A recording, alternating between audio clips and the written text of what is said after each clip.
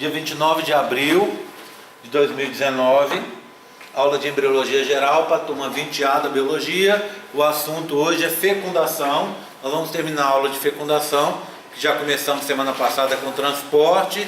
Hoje eu falei um pouco na aula teórica da 1 da tarde, e agora nós vamos terminar o assunto, fechar a fecundação, e para a semana que vem a gente entrar no período embrionário propriamente dito. Eu estava falando mais cedo, era de um experimento. Então, quando a gente pensa num experimento, tem algumas condições que têm que ser sempre mantidas. Todo experimento tem que ter uma coisa que a gente chama reprodutividade.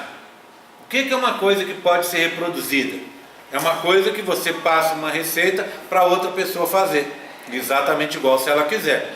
A receita do experimento está no material e métodos.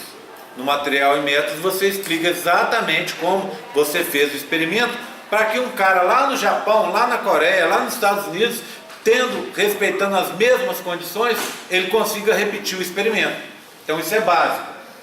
Outra coisa que a gente tem que ter no experimento que eu já contei para vocês são os controles, tá? Os controles. O que é o controle? Se você vai fazer um experimento em que uma coisa que acontece normalmente deixa de acontecer, então você tem que mostrar que ela acontece normalmente. Então é um controle positivo. Positivo no sentido, acontece, tá? Se você quer que uma coisa que normalmente não aconteça passe a acontecer, então você vai ter um controle negativo, ou seja, negativo no sentido de que normalmente não acontece, dado aquelas condições, tá? Então tem que ter os controles. Outra coisa que todo experimento tem que ter são condições constantes. Lembra que eu contei mais cedo sobre o experimento com peixe? Você está testando uma droga que afeta, que mata os peixes. Pronto. Uma droga que pode ser produzida por uma indústria química, que pode estar poluindo o ambiente, e essa droga, um efluente de uma empresa, por exemplo, você pega esse efluente e vai colocar uma certa concentração em aquários. O que você vai fazer? Todos os aquários têm que ter o mesmo diâmetro, mesma quantidade de água, mesmo número de indivíduos, que tem que ser da mesma linhagem, tá? Você tem que manter o pH constante, temperatura constante, luminosidade constante. Por quê? Porque às vezes esse veneno ele é influenciado pelo pH. Em pH ácido ele pode ficar mais ativo ou menos ativo. Em temperatura acima de 25 graus ele pode ficar inativo ou pode ficar mais ativo. Tá vendo? Então você mantém tudo constante e, por exemplo, altera a concentração do poluente. Tá? Outra coisa. Ah não, eu quero ver o pH. Aí já é outro experimento. Eu altero o pH e mantenho a concentração constante do experimento, do poluente, tá vendo? Então eu mantenho tudo constante e altero só aquilo que eu quero ver. Se a gente altera 2, 3 variáveis, vira uma confusão. E aí a gente perde o controle do que a gente está testando. Tá? Outra coisa importante de qualquer experimento são réplicas. Você não pode fazer uma vez só. Você tem que fazer várias réplicas do experimento para comprovar que aquilo que você fez não aconteceu ao acaso. Então tem que repetir, tá? Voltando àquele nosso experimento aqui. Eu estou testando a seguinte coisa. Aonde que o espermatozoide se liga durante o processo de atravessar o folículo ovocitado e posteriormente para fazer a fecundação. Então o meu interesse eu tenho 3 componentes na zona pelúcida, ZP1, ZP2 e ZP3. Ele se liga a ZP1, se liga a ZP2, se liga a ZP3, se liga a mais de um. Essa que é a ideia. Então eu vou testar isso. Então como é que eu faço? Primeiro, eu faço algumas vezes, algumas réplicas, tá vendo? De 20 folículos com 100 microlitros de espermatozoide, tá? Isso eu espero que tenha ligação de espermatozoides com os folículos e que aí tenha fecundação no final, tudo bem? Eu vou tirar até a palavra fecundação, porque não é isso que a gente está testando. A gente está testando a ligação dos espermatozoides. Você vai me dizer assim, Rogério, não é mais fácil testar a fecundação? eu ver quais os ovócitos que foram fecundados? Pode ser. Só que a fecundação é um processo que envolve outras coisas além da simples ligação do espermatozoide com o ovócito 2. Tá? Então, a ideia é ver a ligação dele com a zona pelúcida. Esse é o meu objetivo. Então, gente, alguém fecha a porta aí, porque tem uma festa ali fora. Na hora que se viu os salgadinhos, a gente vai. Tá? Se viu salgadinho, a cerveja, a gente vai. Então, o que acontece? Eu quero ver aonde o espermatozoide está se ligando. A pergunta é essa. Tá? Então, é ligação de espermatozoides. Eu faço espermatozoides, injeto, por exemplo, um fluoróforo, alguma substância que libere luz, ou faço lâminas de microscopia para comprovar que realmente os espermatozoides estão ligados na zona pelúcida. Então essas são possibilidades para testar o experimento. Tá? Então esse é o controle positivo. Se eu colocar folículos com espermatozoides, eu vou ter ligação. Tá? Então esse é o controle do experimento. Nas variáveis, no teste, mesmo no teste do experimento, eu vou manter essas condições constantes, ou seja, olha, mesma quantidade de folículos, a mesma quantidade de espermatozoides, mesma concentração, e eu vou alterar parâmetros. Qual parâmetro que eu vou alterar? Os componentes da zona pelúcida. Tá? Então, por exemplo, olha, esse aqui, o experimento 2, eu faço várias vezes. Supor, 10 vezes 20 folículos, 100 microlitros de espermatozoides com 2 ml de ZP1. Eu faço 10 em 10 plaquinhas, réplicas. Aí eu faço um outro. 20 folículos, 100 microlitros de espermatozoides, 4 microlitros de ZP1. E assim sucessivamente, tá vendo? Aumentando a concentração. Porque às vezes o ZP1 não interfere com 2 microlitros, mas vai interferir com 4, com 6, com 8, tá? Então tá claro, ali o que eu estou colocando é só ZP1 a mais. Como eu coloco esse ZP1? Da onde eu consigo esse ZP1? Dos próprios folículos que foram doados. Alguns eu destruo para tirar o ZP1.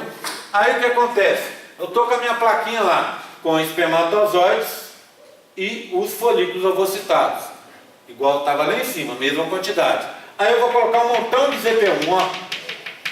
E qual que é a minha ideia? Ver se o ZP1 atrapalha a fecundação. Espera aí, não estou entendendo muito bem como atrapalha a fecundação. É porque os espermatozoides, entre aspas, são burrinhos. Eles se ligam a alguma coisa na zona pelúcida. Isso alguma coisa nós já sabemos, é o ZP3. Então se eu ponho o ZP3 boiando ali do lado de fora, o espermatozoide se liga ao ZP3 que está boiando, e ao se ligar ao ZP3 que está boiando, ele não vai conseguir se ligar ao ZP3 que está aqui, ó. Então ele vai se ligar ao ZP3 aqui fora, ó. Ficou cheio de ZP3 e depois não consegue ligar a esse ZP3 que está aqui, ó. O ZP3 que está aqui.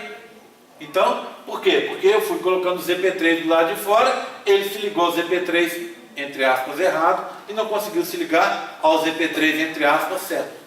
Entenderam? Então eu estou fazendo o quê? Uma interferência nesse processo de ligação. E isso é assim que é a alma desse experimento. Se você não entender isso, você não entende nada do experimento. Tudo bem? Tranquilo?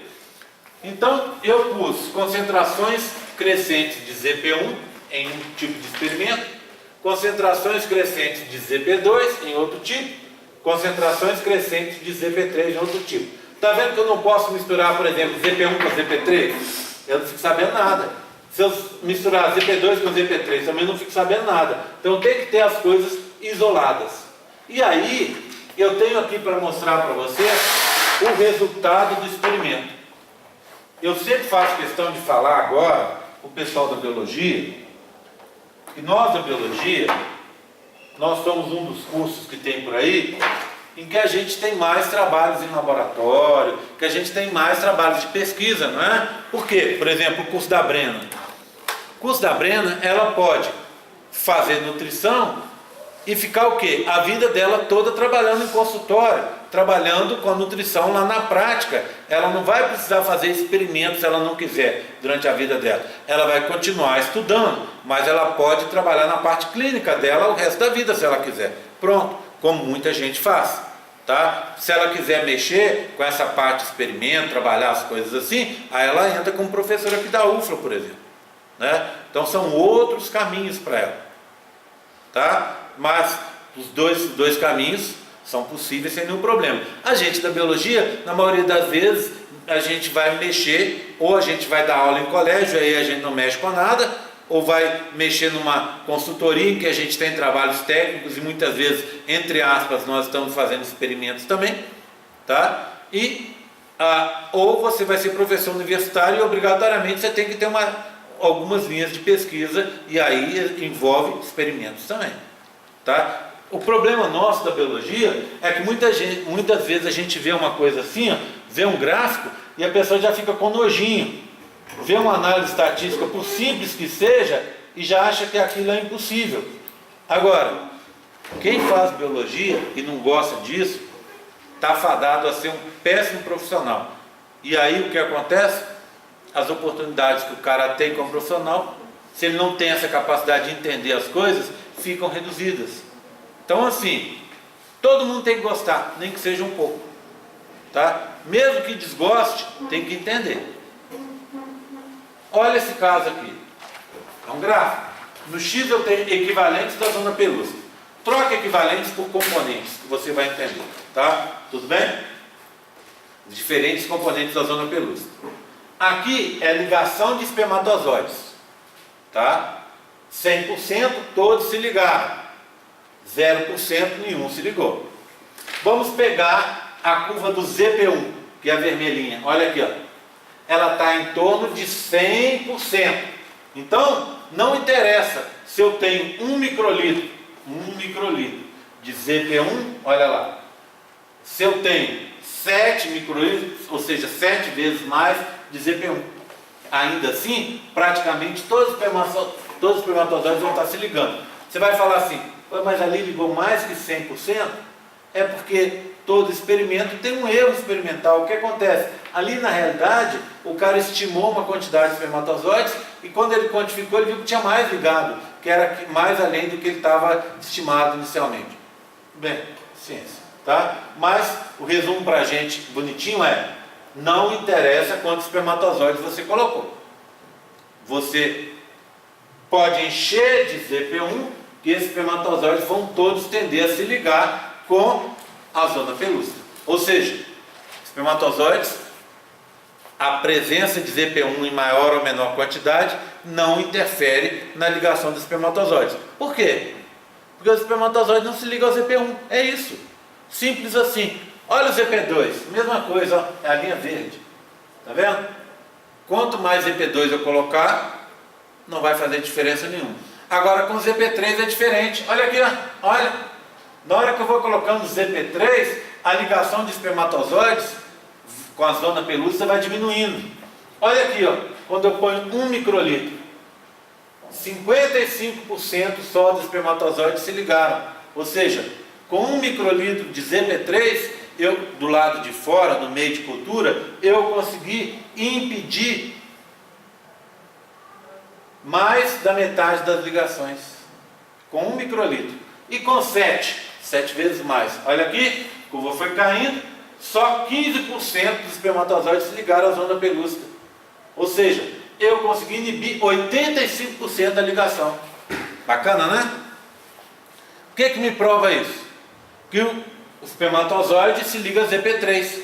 Porque quando eu coloco o ZP3 do lado de fora e o espermatozoide se ligou ao ZP3, entre aspas, errado, ele deixou de se ligar ao ZP3 de novo, entre aspas, certo, que é aquele da zona pelúcida, e aí não vai ter ligação e, portanto, provavelmente vai diminuir também a fecundação. Foi pensando nisso que os caras fizeram um outro experimento. Olha aqui, ó. O que é isso aqui? ZP3 sem carboidrato. O que o cara pensou quando ele teve essa inibição grande? Pensou assim, poxa, legal, né? Eu estou conseguindo inibir. E se eu fizesse um composto de ZP3 em que a menina, por exemplo, passasse na vagina, um pouco antes do ato sexual? Os espermatozoides vão entrar para dentro do útero dela, cheios de ZP3, ligados ao ZP3, e não vão fecundar o gameta dela. Pronto, criei um anticoncepcional diferente, que não é hormonal. Legal. Mas nós temos um problema. O ZP1, ZP2 e ZP3 são glicoproteínas. Eles têm uma parte proteica e uma parte de carboidrato. Você fazer moléculas assim é complicado. Se fosse só a parte proteica, era fácil. Você pegava, clonava essa seção aí, esse gene que produz a proteína, colocava numa bactéria e as bactérias ficavam produzindo o ZP3 para você. Ou depois usavam um outro mecanismo de clonagem que produz mais uma escala mais industrial, ou ainda fazia isso em laboratório, tá? Pronto, um laboratório sintético, você fazia sintético. Pronto, estava resolvido. Mas quando você coloca o carboidrato, fica complicado. O que o cara pensou? Poxa, eu tenho proteína com carboidrato. O espermatozoide você acha que se liga aonde? A proteína. Então o que eu vou fazer? Eu vou pegar um ZP3, vou fazer uma digestão para eliminar a parte do carboidrato. E vou colocar só proteína, já que o espermatozoide se liga à parte proteica do ZP3, eu vou colocar só a parte proteica, só a proteína, ZP3 sem carboidrato. Só que ele estava enganado. Olha aqui, ó, pegar o último. Quando ele colocou só a parte proteica do ZP3, quanto caiu? Aqui está mais ou menos 75%, ó. Caiu 25%. E quando ele colocou o ZP3 completo, ao invés de 25%, caiu 85%. Ou seja, em outras palavras, o espermatozoide se liga ao ZP3? Sim, mas se liga ao ZP3 da forma que ele é, com carboidrato e proteína. Ou seja, a presença do carboidrato é importante para o espermatozoide se ligar. Então, não adiantou. Ele desistiu de fazer o anticoncepcional porque ia ficar muito mais caro fazer assim, e é melhor fazer um hormonal que é mais barato, mais efetivo, etc, etc, etc. Tudo bem? Entenderam então o que se passa num gráfico e como o gráfico dá um montão de informações para a gente sobre um determinado assunto? Tá? Então tem que passar a gostar. Tem que passar a gostar e passar a estudar um pouquinho. Eu estou fazendo a minha graduação, trabalho lá com Paulo Pompeu. Bom, então estou mexendo com peixe. Pronto. Você vai mexer lá com peixe, estuda um pouco de estatística. Você vai precisar de estatística lá, nem que seja estatística básica, você vai precisar. Tá? Eu estou trabalhando lá na micro. Na hora de você avaliar, na hora que você for analisar seu experimento, aprende a estatística básica para você poder avaliar os seus resultados e guardar aquilo ali. Melhor coisa que tem é quando você sabe usar a estatística que você vai usar no seu experimento. Essa matemática básica, sabe construir gráficos, sabe fazer coisas que te deixam independentes, que vão alavancar você para um mestrado com mais facilidade, e quando estiver no mestrado, vão te fazer você produzir trabalhos de qualidade, que vão abrir as portas para um doutorado, e depois, se você quiser ser um professor, ter uma vida profissional por esse lado, né, eu até costumo brincar às vezes com o pessoal da biologia, eu digo sempre assim: se tudo der certo na sua vida, você vai virar professor universitário. Tá? Por quê? Porque é onde você ganha mais, não ganha grande coisa, mas ganha mais. Tá? Onde você tem liberdade para desenvolver o tipo de trabalho que você quiser. Tá? Você tem uma certa elasticidade de horário, você tem uma certa tranquilidade em relação à carreira que você escolher. Então, vale a pena investir, e é esse tipo de coisa que vai te possibilitar daqui a pouco, ou se não, se você já tem, possibilitar manter a sua bolsa, possibilitar estar sempre com oportunidades aí de carreira, e essas oportunidades a gente começa a produzir desde a graduação, né? Eu, por exemplo, sempre trabalhei, mas trabalhei nas mais diversas áreas, desde que eu entrei no primeiro período da UFMG. Estava no primeiro período, já estava atrás de estágio, e a minha vida inteira eu fiz estágio nas mais diversas áreas, para depois escolher o que realmente me interessava para seguir profissionalmente. Então, é investindo e aprendendo todo dia um pouquinho, que vocês vão se dar bem. Na fase que vocês estão, já que a gente está falando de prova hoje, é importante ter nota. Vocês estão vendo que a situação que a gente está muito complicada. está cortando bolsa. Eles vão cortar totalmente as bolsas? Não acredito, mas eles vão reduzir. E aí, cada vez mais, já estão reduzindo, né? Cada vez mais vai ficar competitivo. E vai ter bolsa para quem realmente tiver, nessa fase pelo menos, um currículo melhor que os outros.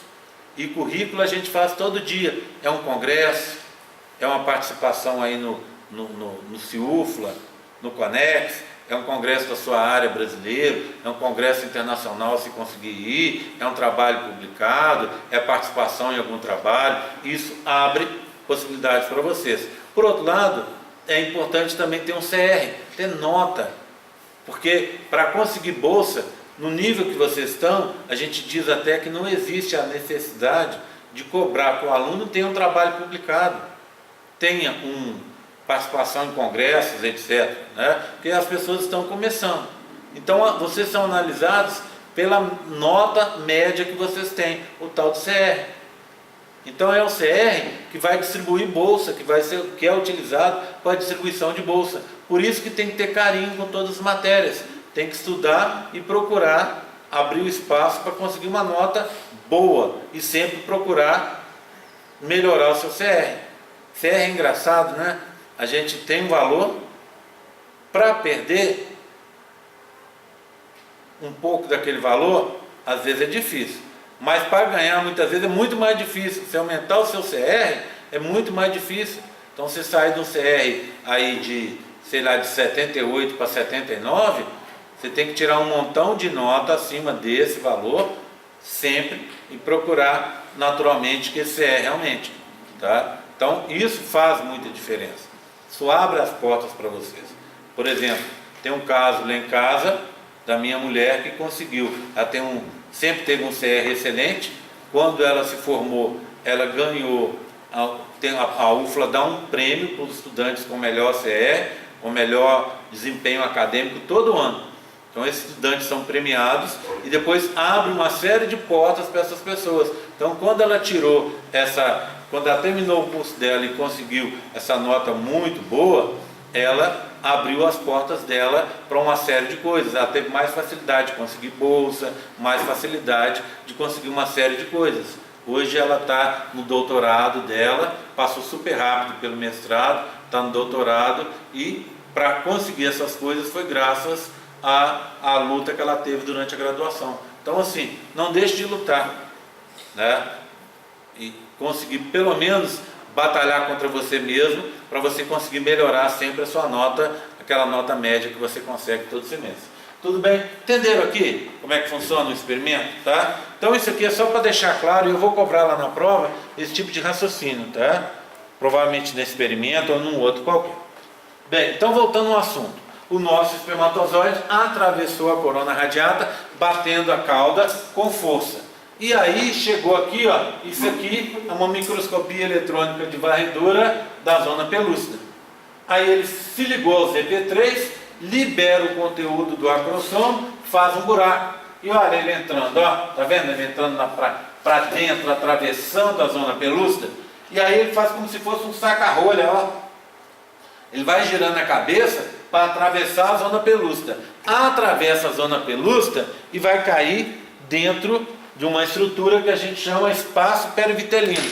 Então, eu tenho aqui, tem um outro modelo que eu queria mostrar para vocês. Isso aqui é um resumão desse processo até agora. Ó. Olha aqui. Espermatozoides atravessando a corona radiata, batendo a cauda, é o azul mais escuro. Depois eles se ligam à zona pelúcida, que é esse aqui. Tá? Aí faz a reação acrossômica, libera, depois que se ligou ao ZP3, o conteúdo do acrossomo e faz um buraco. Aí cai nesse espaço aqui, ó, que é o espaço perivitelino. Nesse espaço perivitelino pode ter mais de um espermatozoide ao mesmo tempo. Aí vai até que um espermatozoide consegue se ligar a um receptor da membrana plasmática. Aqui o laranja está indicando a membrana plasmática do ovócito 2. Aí eles se ligam. Só aí vai acontecer a fecundação, tá? Antes de falar disso, só a gente conversar sobre a reação acrossômica. Na reação acrossômica é liberado o conteúdo do acrossomo. Para isso, então, eu tenho um modelinho aqui, ó, em que eu tenho o espermatozoide, a cabeça dele, a peça intermediária e um pedacinho da cauda. O que eu pedi para fazer? Para pintar o acrossomo na parte da frente, na membrana da frente dele, de lilás. E na membrana de trás foi pintado de rosa-choque. Isso aqui é para mostrar para vocês que quando ele se liga ao ZP3, há uma fusão da membrana plasmática, em amarelo-limão, com essa membrana da frente do acrossomo, em lilás. Faz umas vesículas, eu até pedi para colocar as vesículas aqui, ó. São bolinhas, meio laranja e meio lilás. Quando você faz essas vesículas, você abre uns buracos. Por esse buraco vai vazar o conteúdo do acrossomo, que está aqui, ó, as enzimas, esse coquetel enzimático. E ao final, essas enzimas abrem um buraco na zona pelúcida. O espermatozoide vai conseguir atravessar. O que sobra no espermatozoide para ele não ficar aberto e perder o conteúdo antes? A membrana de trás do acrossomo está aqui, ó, de rosa-choque.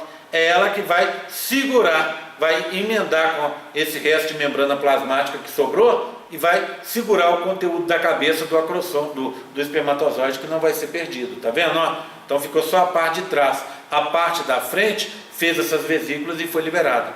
Tá bom? Então isso é a chamada reação acrossômica, que está acontecendo aqui, ó, do espermatozoide atravessar a zona pelúcida. Aí ele para nesse espaço, que é o espaço perivitelino. Vamos dar uma olhada nisso num outro modelo? Tem essa série de modelos aqui. Vê bem, esses modelos mostram algumas coisas. Então vamos dar uma estudada neles. Tomar uma aguinha de novo.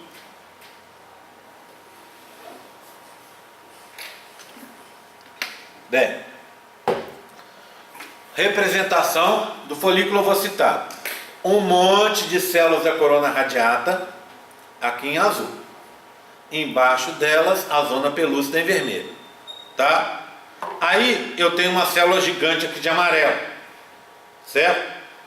E um espaço. Esse espaço é o espaço perivitelino. Então o espermatozoide que atravessar vai cair no espaço perivitelino aqui. E vai tentar se ligar à membrana plasmática dessa célula, que é o ovócito 2. A gente vai ver daqui a pouco. Olha como essa célula é gigante. Essa bolinha que está aqui é uma representação do polócito 1, laranja, tá vendo? Olha a diferença de volume. Vamos olhar por dentro? O que eu tenho lá dentro? Uma figura mitótica, tá vendo? Metáfase 2. Então esse ovócito 2 é metáfase 2.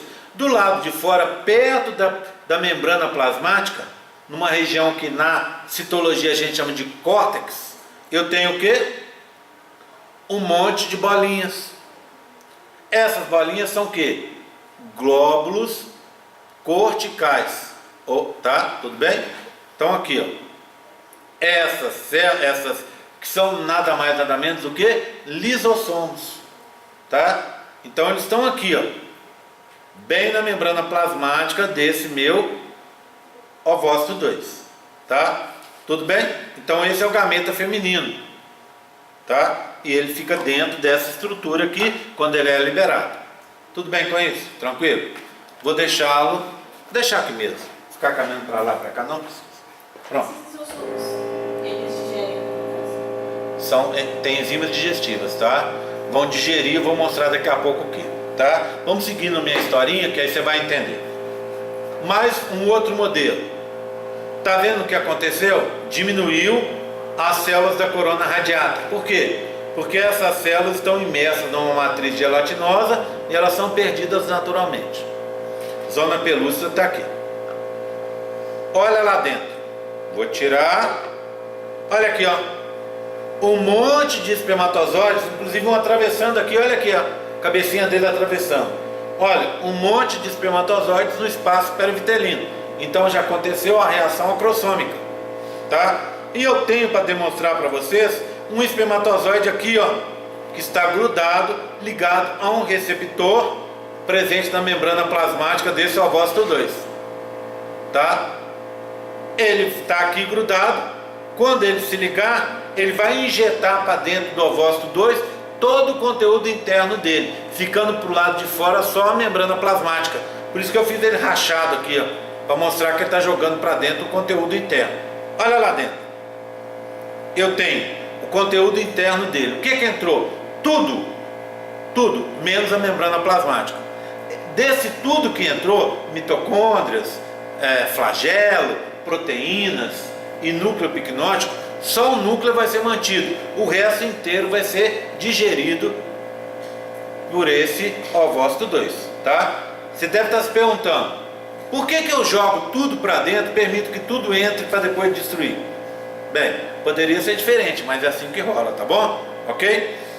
Aqui, ó, o ovócito 2 é metáfase 2, tá bom? O que está faltando? Os corpúsculos, os glóbulos corticais, tá vendo? Eles não estão aqui, ó, não é? Por quê? Porque eles foram liberados, eles foram exocitados, tá? Foram liberados, jogados para fora. E aí eles vão agir, igual a Júlia perguntou, na zona pelúcida. Isso é o que a gente chama de bloqueio lento da polispermia. Antes de falar dele, eu vou dar uma voltada para contar sobre esse processo então, tá? Então, quando acontece a entrada dos espermatozoides, ou do primeiro espermatozoide, primeiro e único, né? Normalmente entram só, se entrar mais de um, vai ter apoptose, a célula vai se matar. Quando o primeiro espermatozoide se liga ao ovócito 2 e entra, esse ovócito 2 fica do jeito que a gente chama ativado.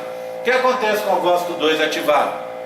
Ele termina a meiose 2, em consequência forma o colócito 2, ele vai formar o óvulo, vai formar o zigoto, vai entrar nas divisões que vêm a seguir, que a gente chama de clivagens, tá? Então, além disso, esse ovócito 2 vai fazer o que a gente chama bloqueio da polispermia, que são dois mecanismos para se evitar a entrada de mais de um espermatozoide. Se entrar mais de um espermatozoide, apoptose, tá? Então, a célula tem mecanismos de evitar que entre mais de um espermatozoide. O primeiro é o que a gente chama bloqueio rápido da polispermia. Ele é rápido, mas é de curta duração. Ele envolve uma alteração na polaridade da membrana a partir da entrada de cálcio. Eu tenho para mostrar para vocês um experimento que o cara testou isso. Olha que bonitinho, olha. Olha, essa figura que ele fez. O que ele fez nesse experimento? Ele pegou folículos ovocitados, tirou a corona radiata e tirou a zona pelúcida. Ficou só com o ovócito 2. Aí ele injetou no ovócito 2 um composto que libera luz de cor diferente de acordo com mudanças na concentração de cálcio. Bem, repara, quando tem pouco cálcio é azul, quando tem mais cálcio fica verde e quando tem muito cálcio fica vermelho. Olha aqui o que ele descobriu, que no local da penetração do espermatozoide começa a entrar cálcio, uma onda de cálcio que começa ali e depois se distribui por todo o ovócito 2, ó. Começa assim, vem até aqui, depois você começa ali, vem até aqui, depois você começa aqui e vem até aqui. Olha aqui no final, ficou tudo vermelho praticamente. Aqui não está vermelho, mas vai ficar também. Por quê? Porque está entrando uma tonelada de cálcio lá dentro. E o cálcio faz o quê? É um íon positivo, um cátion. Ele vai alterar a polaridade da membrana. Quando entra o cálcio, lembra daquele receptor de superfície onde vai ligar os espermatozoides? Está aqui, ó. Na membrana plasmática do ovócito 2, que está indicada de laranja. Quando você muda a polaridade, esses receptores ficam inacessíveis, ficam escondidos, vamos dizer assim.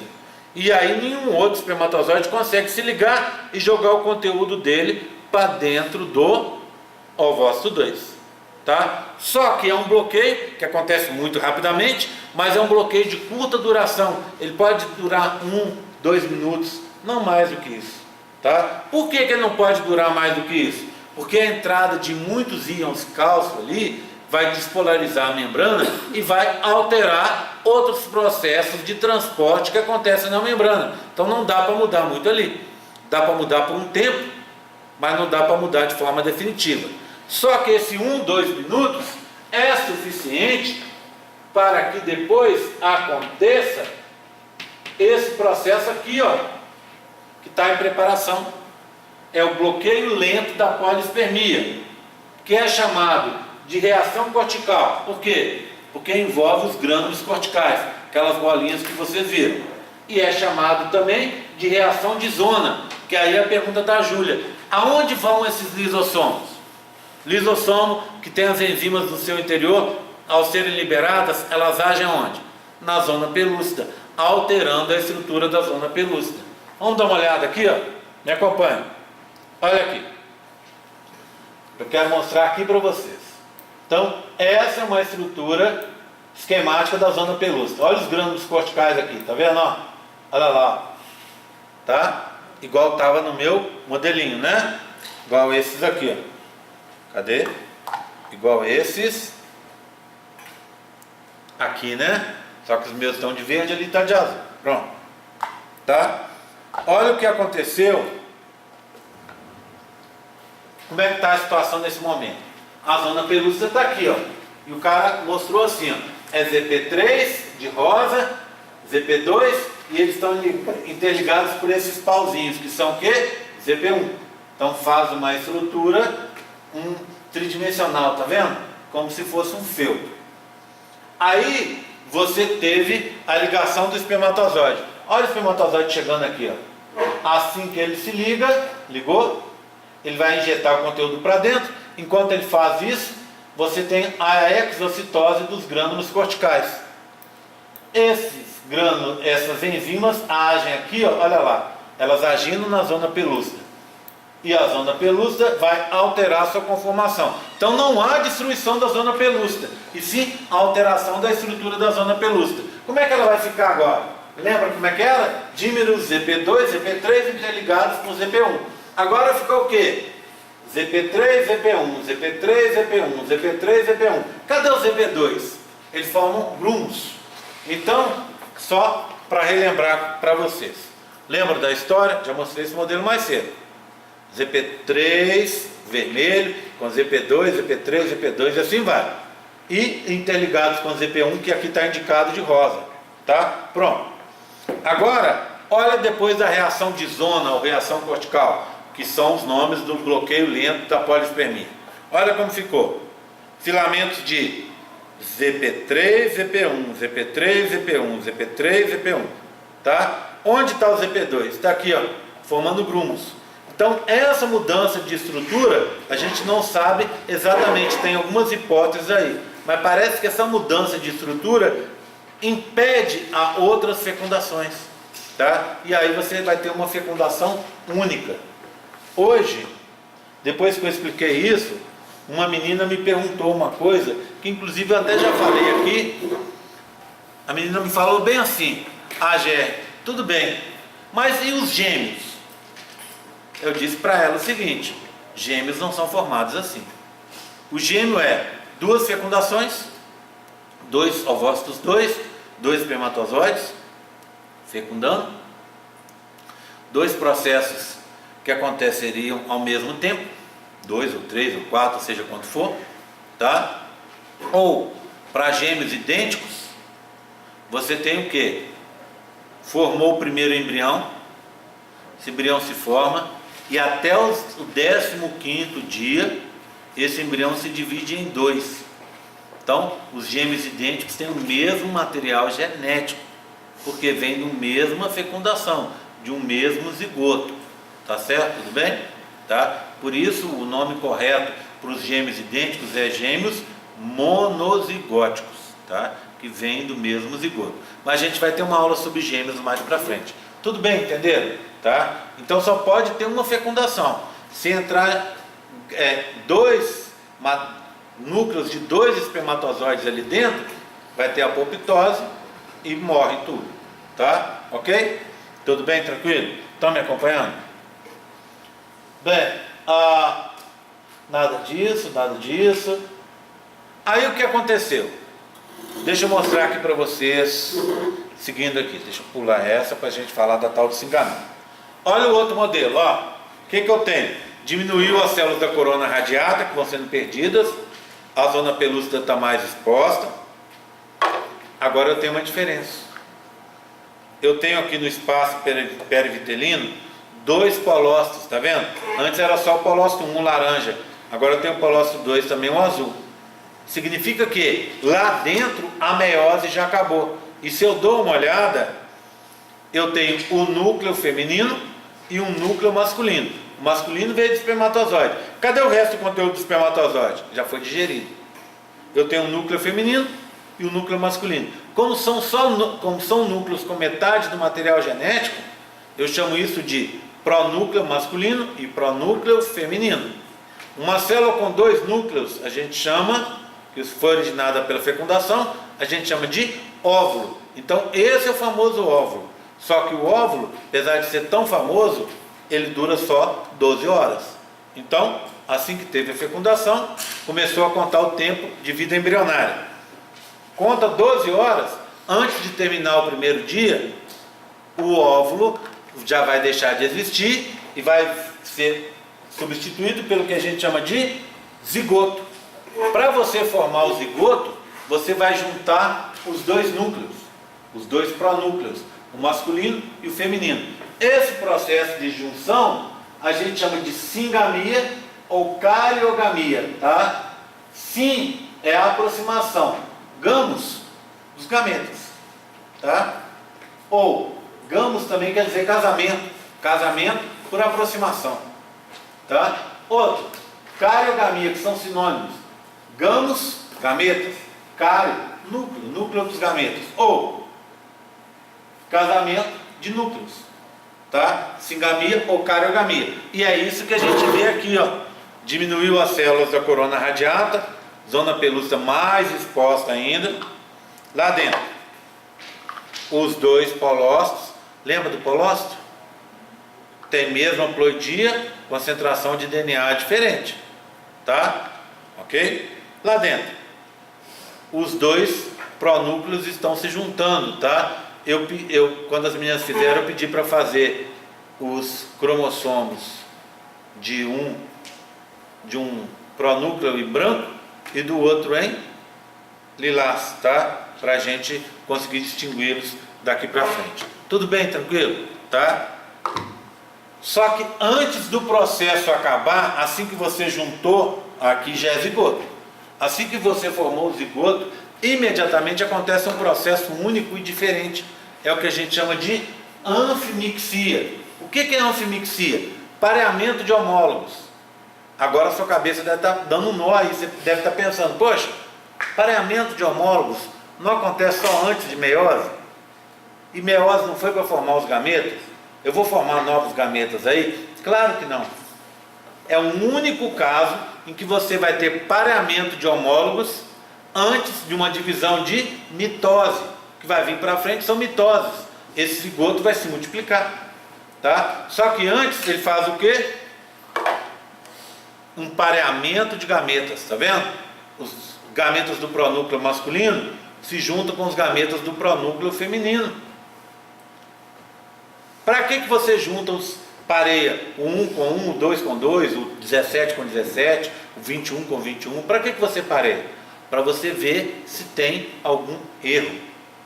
Se algum não parear, se parear errado, se acontecer alguma coisa, o que acontece com esse zigoto? Morre por apoptose. Na imensa maioria dos casos, tá? Existem casos, que são as síndromes, né? Em que isso não acontece, tá? Que conseguem passar de liso pelo sistema de controle do nosso organismo.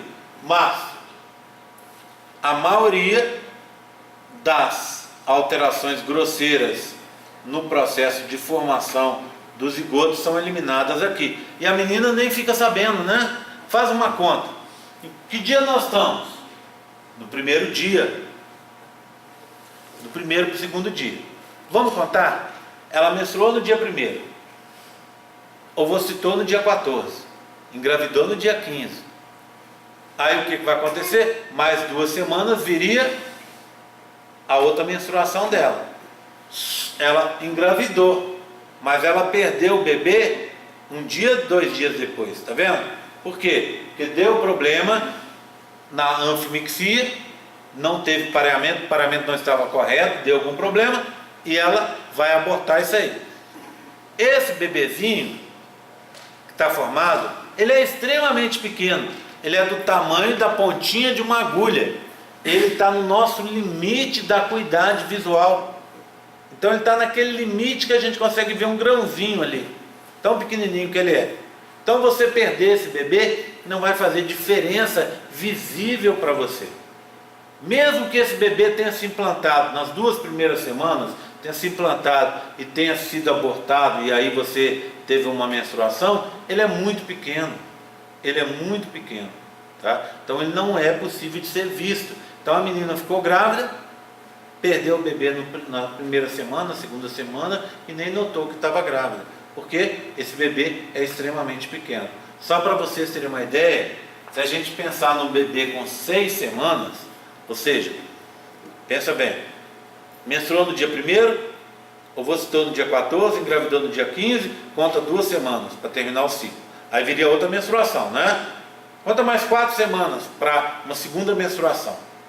Se a primeira menstruação falhou e vai vir só uma segunda, muita gente não fica nem assustada. De vez em quando falha a menstruação minha mesmo, vou esperar a próxima. Quando chegou no outro mês, veio a menstruação. E você ficou grávida nesse período, perdeu o bebê e nem ficou sabendo. Qual que é o tamanho do bebê com 6 semanas? Um grãozinho de arroz. Dentro do fluxo menstrual, nada, você não consegue descobrir que tinha um bebê ali dentro. Tá? Por quê? Porque ele ainda está muito pequeno. E a perda desses bebês por processo de aborto espontâneo acontece principalmente no 1º mês, no máximo até o 3º mês. Então consideram que até o 3º mês você tem 90% dos abortos espontâneos. Do 3º mês para frente, só 10% dos casos que acontecem. Tá? Então a primeira etapa, o primeiro terço da gravidez, que é uma etapa mais delicada, em que muitas vezes acontecem problemas que levam ao abortamento. Tá bom? Tudo bem? Tranquilo? Tá? Eu tinha para falar isso aqui. Então, a gente passa daqui, tá? E isso aqui é outro assunto. Resultado da fecundação, só para a gente relembrar. Você restabelece a ploidia, deixa de ser N para ser 2N. Estabelece o sexo gamético. Sexo gamético é o quê? É o que está nos genes, nos cromossomos. Vai ser XY ou XX. E quem vai decidir é o espermatozoide. Porque o gameta feminino, o ovócito 2, só tem X. O masculino tem X e tem Y. Bem, ativa o ovócito. Quando o ovócito é ativado, ele termina a meiose 2, produz o polócito 2, vai formar o óvulo, vai formar o zigoto, vai ter anfimixia, depois vai vir a etapa que vem a seguir, assunto da aula que vem, que é a clivagem. Tá? Terminou a meiose, já falei, né? Essa meiose, quando ela termina, produz o ovócito 2. Tá? E outra coisa importante, o ovócito 2 não, o óvulo, né? Outra coisa importante é que esse processo de ativação vai permitir os bloqueios da polispermia, que eu já expliquei hoje. Tranquilo? Tá? Terminamos por aqui. Bem, o que eu preciso falar com vocês? Só para reforçar uma coisa. Eu sei que não estava todo mundo aqui, então eu preciso reforçar isso. Prova de recuperação, vai ser sábado próximo. Conforme eu já conversei, a Júlia perguntou e eu conversei, eu devo começar essa prova num horário mais tarde, umas 9 da manhã, porque a gente tem bem menos pessoas em recuperação. Tem uma lista menor e eu acredito que nem todo mundo da lista vai querer fazer. Tem muita gente que está ali perto de 60 que deve optar por não fazer, mas se quiser optar por fazer, pode. Você tem mais de 60, não, ou 60 ou mais, não pode fazer, você está na média. Combinado? Quem for fazer, esse período, tá, meninas? As monitoras, não vai fazer esboço de modelo aqui não, tá? Porque todo mundo, em teoria, já fez ou teve a chance de fazer. O esboço é importante e ajuda para aprender. Mas, já foi feito uma vez, eu não vou exagerar e pedir para algumas pessoas que já fizeram 2 vezes, fazer uma terceira, né? Tudo bem? Tá em paz, tá, Júlia? Mas, para ter uma tarefa para você fazer, para poder fazer a prova, vai ter uma aula de revisão. Nessa aula de revisão, que vai estar lá no YouTube, Você vai assistir a aula e responder um questionário que deve ser maior do que esses questionários que a gente teve aí para trás. Você vai responder o questionário. Nessa aula de revisão eu falo sobre toda a matéria que vai cair na prova, tá? Faço um apanhado da matéria que eu falei até agora, e aí você vai poder fazer essa prova, que é uma prova, só para deixar claro para todo mundo, é substitutiva. Ela tem o mesmo nível daquela prova que vocês fizeram no sábado, 12 questões, do mesmo esqueminha, tá? A gente começa às 9, quem precisar fica até às 10, se precisar um pouquinho mais pode ficar. Vai depender só para a gente dividir, pessoal, em a quantidade de pessoas que tem para fazer essa prova, tá? Tudo bem? Então, ficamos resolvidos assim. Vai ter um questionário para segunda-feira, porque essa semana começa uma fase meio triste para mim aqui, que é a fase de não ter aula para o pessoal da nutrição. Então a gente vai ter 2 quartas-feiras sem aula para nutrição. Uma é agora, no dia 1º, e depois no UFLA de portas abertas. Então eu poderia até andar, por exemplo, hoje mais com a matéria, mas se eu ando muito com a matéria de vocês, depois eu tenho que dar uma freadinha com a matéria, porque o pessoal da nutrição vai ficar muito para trás.